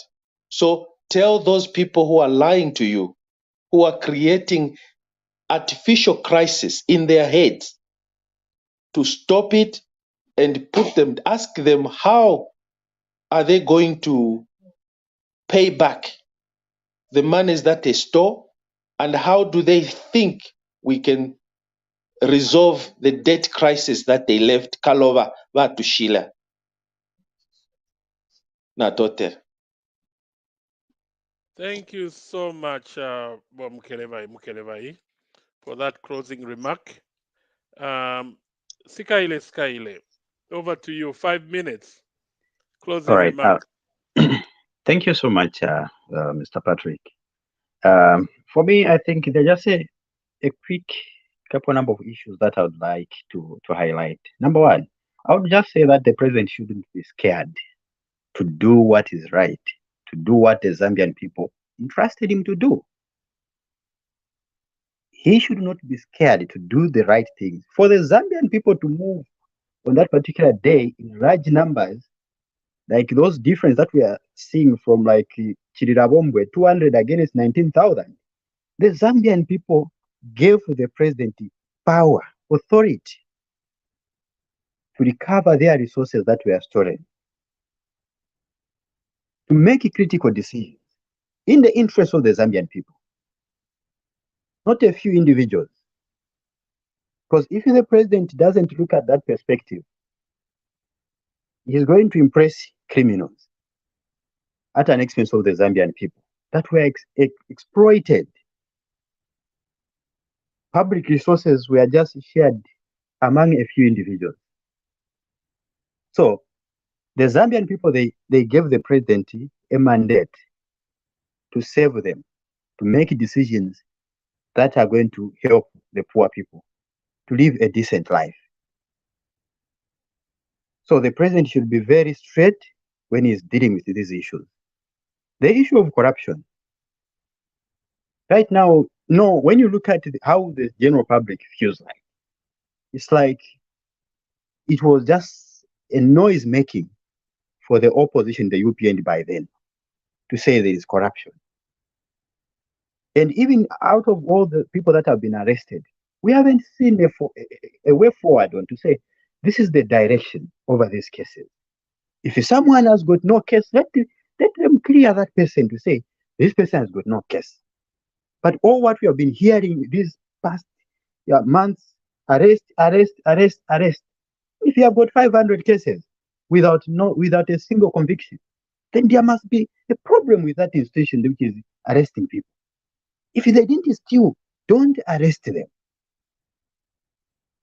Because at the end of the day, it embarrasses the government. That's what it seems like to be. It's just maybe a witch hunt and people just want to go after it.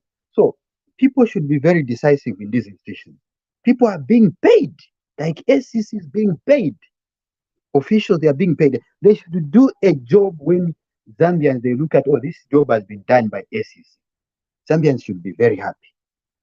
Not whereby people that are suspected to have committed a crime, they come back to say, you see, we have not committed any crime. This is just witch hunt. It's because of the system that is in place. A few months ago, it should be last year or early this year, I was listening to an audio where SEC officers were narrating to show a picture that they were siding with certain government officials. And how do you expect such individuals to deliver quality, to prosecute criminals? And those people are still in the institution. So there is a huge problem. And when you let the institutions operate like this is where you have individuals who are going to come and start saying, oh, it's the president behind the gassing.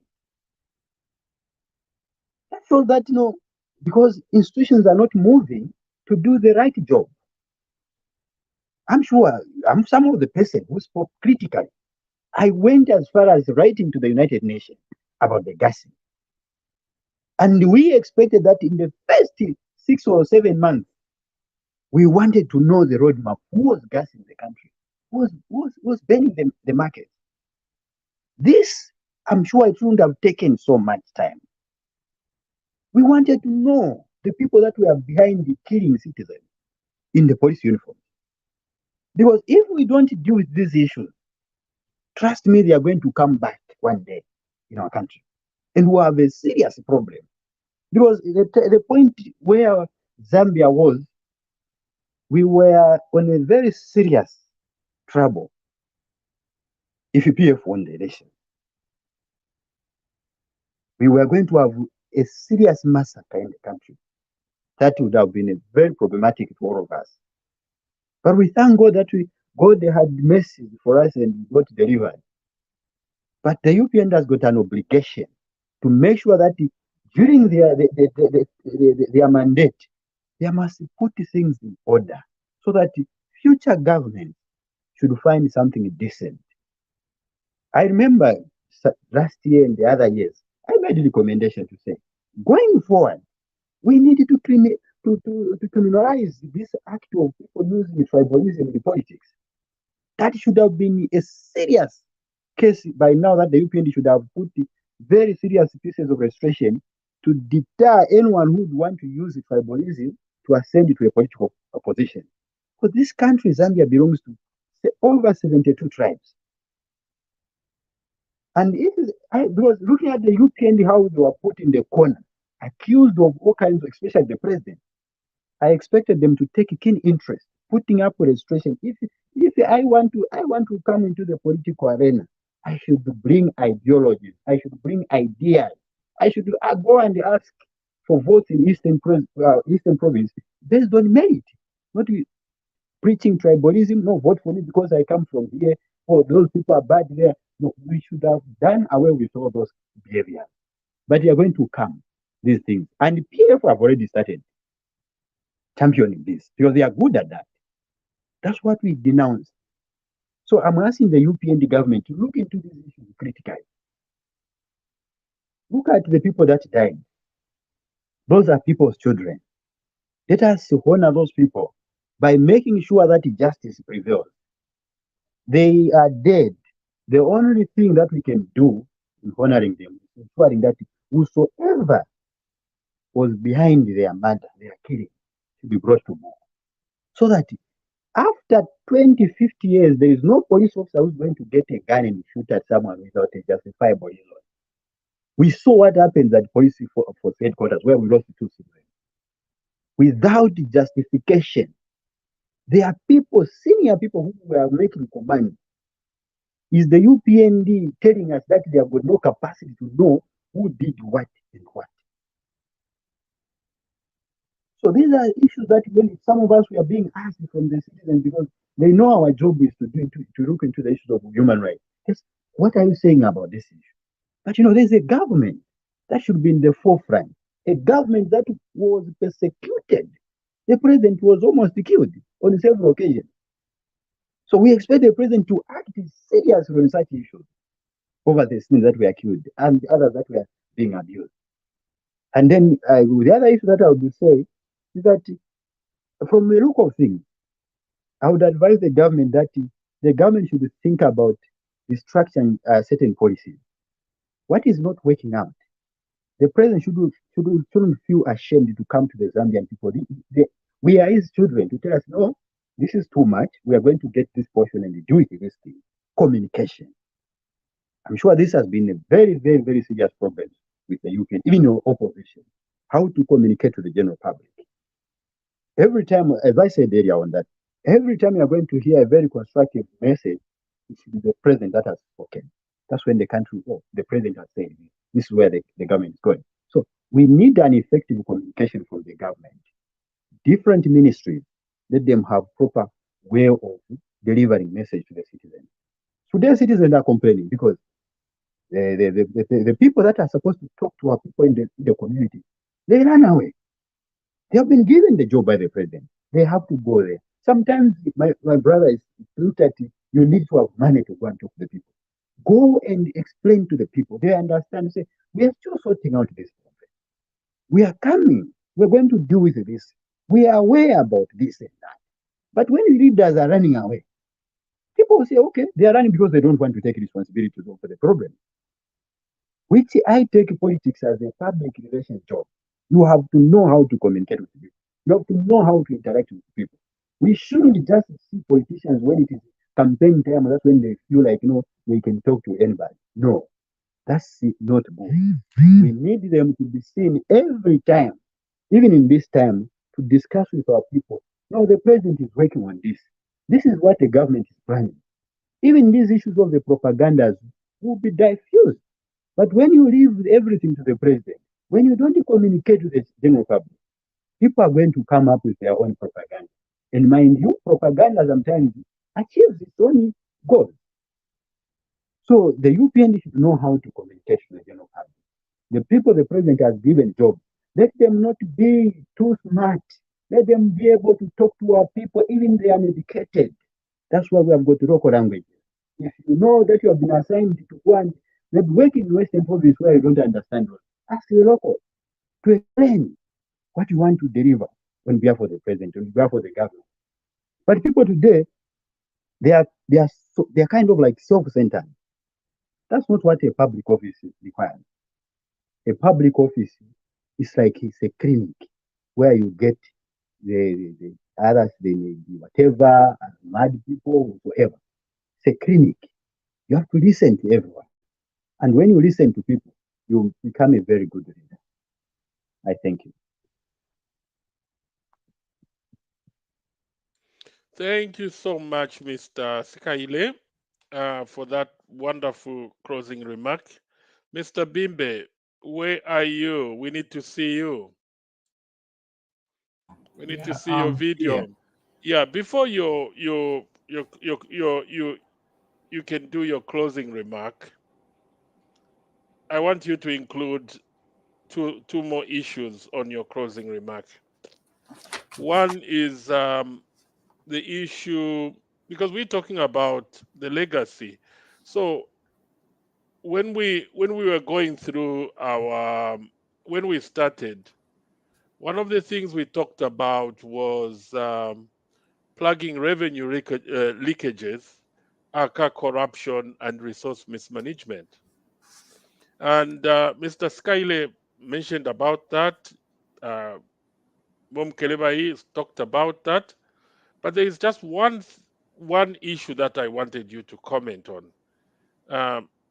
According to Mr. Skyle, he was saying there's so many cases, but no results are coming and people are getting impatient. But then you've heard about 2 or 3 cases where the judges reprimanded the prosecutors. Some of these high-profile cases that the prosecutors didn't have the witnesses, and the judge was furious. So I want you to comment about that. So what should be done to make sure that people are, because if a prosecutor went to court without witnesses, what's going to happen? The judge will throw out the case. So what does that mean? Is that incompetence, or people don't know what they are doing, or they're just corrupt themselves? That's one point. And then the other point, do you know that at 14 hours tomorrow, which is UK 12 hours, this is what President HH has posted an hour ago. Fellow citizens, as we end the year, we would like to announce that tomorrow, the 20th of December, 2022, at 14 hours, we will hold a press conference to update the nation on matters of national interest. Let us know what you would like us to address. Hakainde Hichilema, President of the Republic of Zambia. So my question is, on your closing remarks, what would you want the president to address on that? Because he has asked people to say, let us know what you want us to talk about. And then the second question is, what do you think the president will talk about? Over to you. Okay. Thank you very much, and thank you very much, Mr. Skyle and Mr. Mklevai. Yeah, I think we totally agree on this point of communication. It's really, really important. I think we've been crying for this ever since our party formed government. And you know, I was really taken aback. I've got a colleague speaking to is in Zambia. He summed it in one way. I don't know whether people agree with that. He said, it seems the UPND, they think they are still in opposition because they operate as if they are still in opposition. So maybe they need to be some changes or whatever. I mean, that could be one of the reasons for tomorrow's press conference. I hope not. I hope so.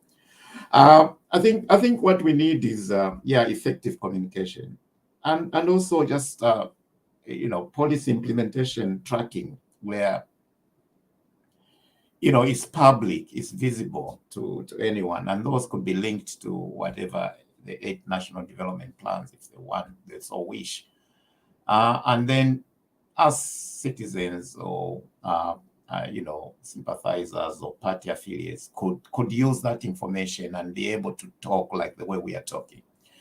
So, for example, here I'm just basing my discussion mostly on what I'm reading, but if I'm using statistics, most of the statistics are coming from foreign articles, foreign because I seem to get more information about Zambia, especially this type of things, from foreign-based news suppliers than from Zambia, which is unfortunate. We haven't used our intelligentsia very, very well. For example, we've got a lot of social scientists in Zambia that could be looking at some of these things. And one of the things that I talked about in another show was, CDF, unprecedented. It's a new thing. I would have thought by now, the University of Zambia could have created some sort of center of excellence to try and get what is working and what is not working and try to bring these people together. Because what we do always in Zambia is we fix something, but we don't do the learning. As a result, it happens again. So this is what is going on with what we Mr. Skyle talked about, and Mkelevai, on the cases that are going on. They did that long time ago with the Chilubas and whatever. But after that, we never learned lessons. We never closed the loopholes, and then we continued. So while I am of the view that those who plundered whatever, they should be prosecuted and managed, I'm equally more interested to understand how these loopholes will be fixed, how the regulation, how the laws can be changed to reduce the surface of corruption, because that is the only way that is going to save us. Now, coming to the legacy, I think the legacy, for me, it's going on. It's not going to be derailed. There will be hiccups on the way. I've got strong belief that we are still in the early days. 1.5 years is not a big time. The damage that was caused was just too much. And on top of that, we've got to deal with these other geopolitical issues that are going on. We're also coming out of the COVID pandemic. So based on those kind of variables, it's very, very hard. And I wonder how, if I cast my mind backwards and think, at PF1, what would have been the situation, given these variables that are at play? Things could have been worse. So that gives me comfort that the things will happen, the legacy will go on. I've talked about the cases taking long. You mentioned about prosecutors not showing up or weak cases. Yeah, I think I don't know how the government have worked out on this one. Maybe the people in Zambia, like Mr. Skyler, might know. I don't know. During Mwanawasa's time, I think one of the things that he identified was about capacity within the LEAs. And I think the president, when he formed government, he did address that by saying, you guys who are doing all these investigations, if you need help, you need capacity, you need to ask us, we'll provide you. I would have thought by that they could have maybe brought in other people to help, could be, from other agencies across the world, to just help other lawyers, to help in actually investigating and making sure the evidence is very, very strong, how to prepare the case so that, you go to court. Because we've seen some examples where the witness going to court just suddenly changes what they are saying. And it's also happening in the other case, which is still going on in Mongo. So those are kind of things that probably they could have done. But I also want to think maybe because of the delays in setting up the, we had issues with the DPP and the management at the anti-corruption and DEC. Now that every substantive office holder now that the president wanted to be, they've been ratified. I hope that things will move much quickly now. And besides, most of the investigations, I believe, they've been done. We have to say, investigating financial crimes is quite hard. So it has to be a two-pronged approach. One is where you just grab the stuff. Another one is where you think you can win the case, just make it as a criminal offense. I hope that is going on, but I'm still hopeful that it's still early. I would start complaining if I don't see any movement probably in the next 1 year. So that's 2 years, 2.5 years should be enough for things to start moving. Yes, the president is holding a press conference tomorrow. I would suspect he's gonna talk about the status of the economy, the outcome of the trip to the US.